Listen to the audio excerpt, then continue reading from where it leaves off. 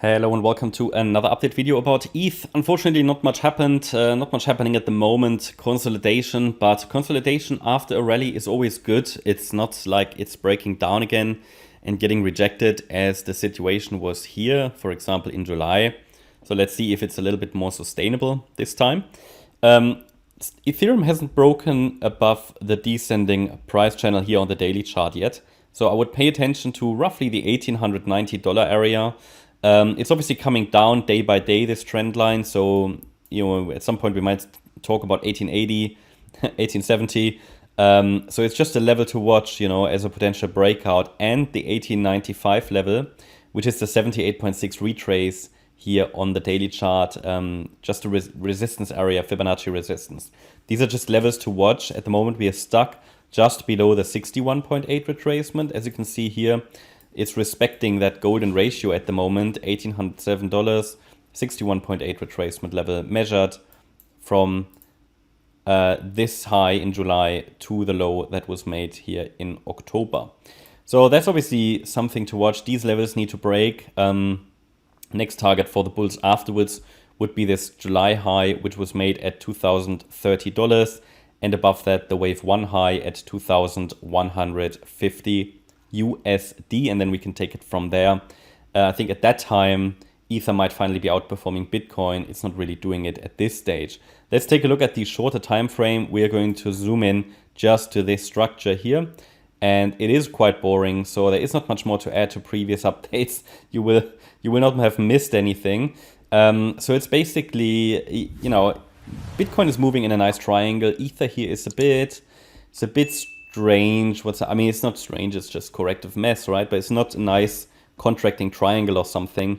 So we can understand that as something like a WXY structure, for example, highlighted here in yellow. Maybe the wave 4 is already in here, so the low is already in and we're already in this wave 5.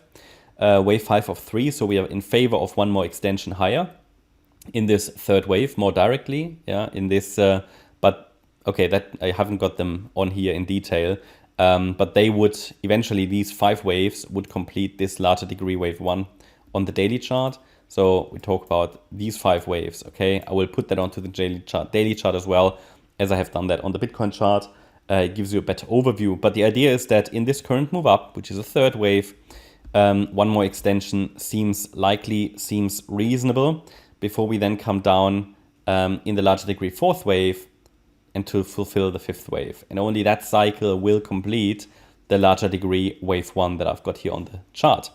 Now, looking at the shorter time frame, it's really difficult to say what exactly is playing out, because the move up has been corrective, the move down has been corrective, even though we had a rejection in the resistance area I identified. It hasn't really come down in an impulsive way, so it's testing resistance again, So yeah, we have to be open to both directions. Basically, it's impossible to say which of these micro counts is going to play out. Maybe it's a different one, In corrections, you have so many different possible wave counts.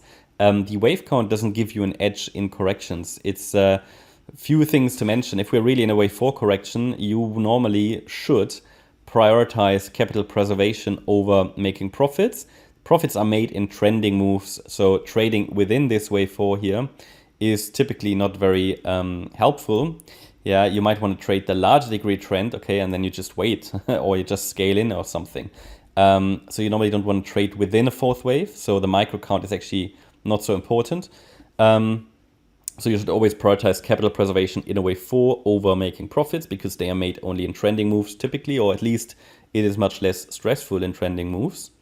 And also, it's much more important to just understand the relevant support levels and when the expectations change, and not the micro count. The micro count is really just there for us to add maybe resistance areas like this one here, and to understand the support zones, and to understand when a move could be completed.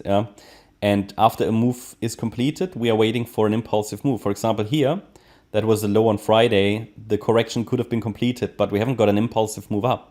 So it's not crystal clear. It could just be a high B wave. The white count shows basically the possibility that wave 5 is already unfolding, but we would need to see a break above 1867 to confirm the X wave high here. And then we can get towards $1,900. Or yellow is playing out a more complex correction in which a C wave down should happen, but it's not very evident yet. So we have to remain patient here with Ether at the moment. Key support is 1663. Below that level, I will assume this entire rally here has failed. So below that level, I will assume the entire rally has failed, and I will turn more bearish on Ether. Until then, we've got plenty of support levels to watch here, against which we can focus on higher, either directly in wave 5 of 3, or we are already in the larger degree 4th wave, but even then we should get another high as long as 1663 is holding. But I actually already don't really want that the $1,700 level breaks. I mean, that's the 50% fib level. Ideally we're holding that level, right? Ideally we're holding that level. And there are some micro support levels to watch as well. I mean, 1755 is very important. I mentioned that already in the beginning when we entered this range, and that was the previous breakout point. It has proven to be a very important support level, also structurally. So it's not Fibonacci support or anything. Well, it is as well. It's a 38.2 Fibonacci level. It's the ideal target for a wave 4, which is most likely a reason why this wave 4 pullback, landed there, and then we got that bounce. But yeah, it's important to understand that this wave 5 could already be running. It could be unfolding as a so-called diagonal, an ending diagonal. It's just that whenever you're dealing with these wave 4s, you need to understand they can produce high B waves, they can produce fake outs. They are very frustrating, and I guess a lot of you are getting frustrated about these movements. That's normal behavior in a wave 4, right? Wait until we get to these wave 4s here. I mean, talking about that, right? I mean, that's not going to be fun. Or even this larger degree wave 4. I mean, they get more and more massive the larger the wave degree, right? So as we're approaching, getting closer to all-time highs and approaching all-time high territory, honestly, these wave 4s, and there will be quite a few, they will frustrate everybody. So just prepare for that. And they typically occur around, weekends or, end of the year, for example. You often get that when nobody's really in the mood of trading anymore. So stuff like that. So yeah, that's everything I can tell you really about ETH at the moment. So I hope you liked the update. If you did, please hit the like button, leave a comment and subscribe. And if you really like the content, then please check out the channel membership. Also make sure you follow us on Instagram and Twitter. There is additional content, some signals, updates, and so on every day. Stuff about mindset and things we don't talk about YouTube. So you can find the links in the video description. Please only use these links because there are some impersonators here and there. And yeah, if you're interested in the membership, check it out.